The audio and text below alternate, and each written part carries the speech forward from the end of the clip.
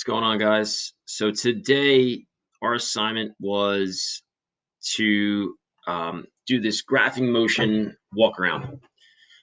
So for this, on Google Classroom, you guys have two things. You have the Google form, which you have to do the answers on. You have the Padlet, website that you go to, and you can go through and you can view all these graphs that you're going to need. All right. Then you're going to, so you're going to have this open. You're going to have the Google form open. Now, if you cannot join on the website, if it's not letting you for some reason, I'm going to put a PDF of this in as well, so you can take a look at each of the graphs from this. All right, but they're all like, sometimes they're a little bit out of order, right? So like you see, right, you have the, instead of like having to go 10, 11, 12, 13, it's going down first and then whatever. You'll still be able to view all the graphs. All right, but you're not opening with Cami, you're not editing the PDF. All right, if you do that, it's not going to count. I need you to make sure that you do it on the Google form. So for example, if we take a look at this first one, all right, every single time you want to pay attention to what is on the y-axis, whether or not it's a position time graph or a velocity time graph. So for this here, all right, we have position on the y. So this asks, list the time when it's not moving. So remember, on a PT graph, position time graph, when you're going with a negative slope, that means you're changing your position in the opposite direction. All right, moving away from it, like this was home down at 0, 0. All right, moving away from it.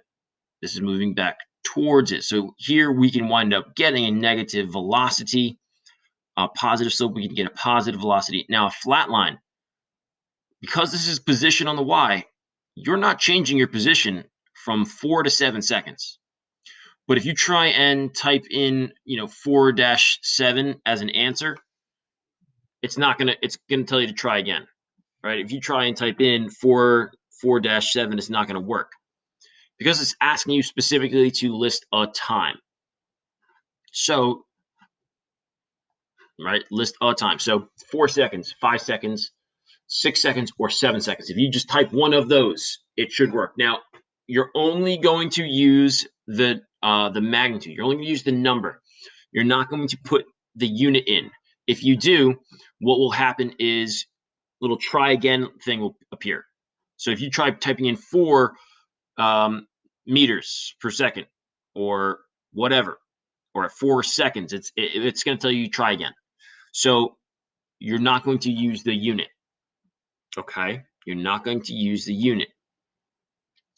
So some people were confused about number 2, or they had a question on number 2. So number 2, they asked, what is the total displacement during the interval of 0 to 7 seconds? Okay, so positioning, all right, displacement is your delta symbol, right? Delta x, the change in position. So it's final position minus initial position. So where are you at 7 seconds? That wherever you are at 7 seconds, that is your final position, xf. So you're at 4. Okay. Where are you at 0 seconds? That will be your initial position, or x sub I. You're at 6. So by looking at that, all right, you would have 4 at 7 seconds minus 6 at the 0. So 4 minus 6 will give us a negative 2.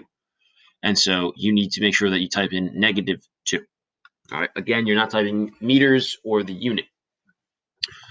Now also notice on here that goes from numbers 1, 2, 3, 4, and it skips 5.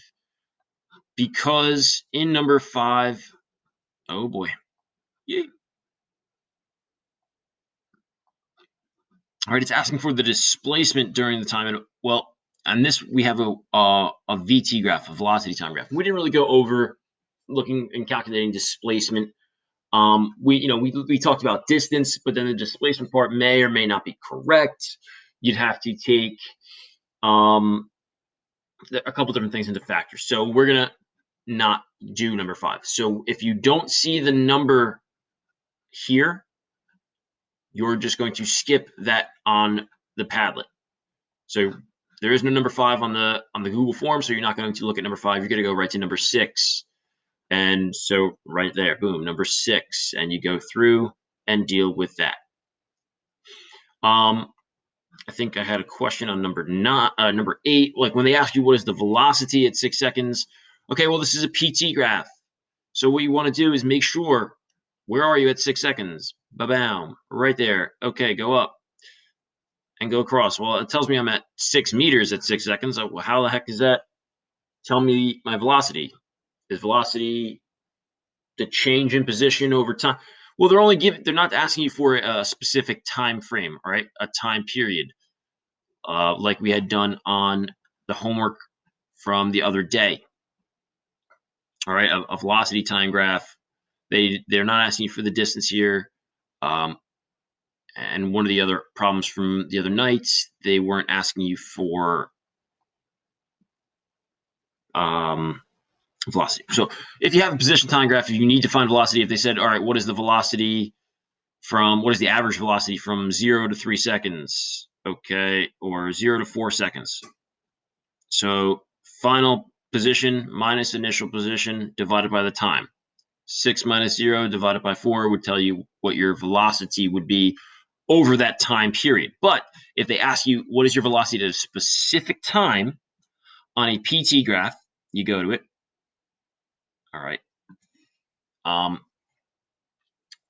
And if I needed to know something, you would be able to figure it out. But here, when they're asking for specifically at 6 seconds, notice right here from 4 to 7, you have a flat line.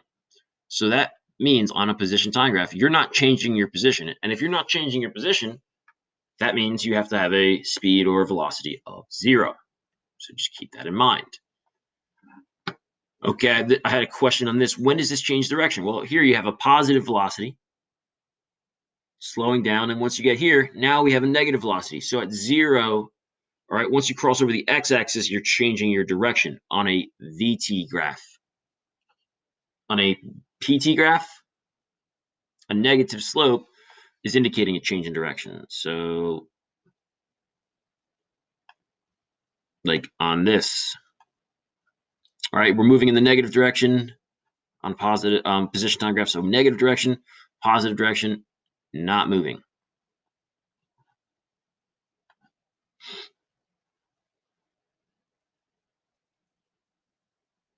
So the velocity between 0 and 1 second. So at 1 second, I go up and I'm at 3. Final position minus initial position divided by time. If you weren't sure of that equation is in a previous assignment. If I also needed to jot this down, right?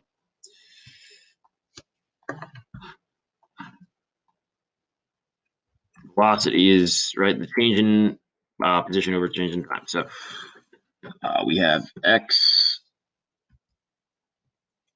final minus x initial divided by the time. So your final position, which is where you are at 1 second, and your initial position, which is where you are at 0 in this case, and then divided by the time. Well, 0 to 1 seconds is 1 second. Okay, and that is how you guys will go about to solve these problems. Okay.